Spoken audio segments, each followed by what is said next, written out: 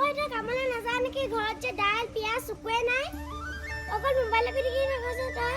কেলে কালি অনা নহয় মই? তই কালি আনিছিলি দেখোন। গৰুৱে খাই পেলালে, মই পাহৰিয়ে থাকিছিলো। মই গৰুক খুৱাবলৈ আনিছিলো নেকি? মই কি কওঁ ক? বাটলে দৰ্জাখন খোলা আছিলে, গৰুৱে খাই পেলালে ক। কিটা বস্তু গৰুক খুৱাবলৈ আনিছিলো নেকি? এইকেইটা ডৰ লাগবা হ'লে লক্ষী বহিছ। বহিছো বুদেশ্বৰী। বহিবি ৰ বিয়াখন আনোগে। মই ইয়াতে বহি। খবৰ ভালনে?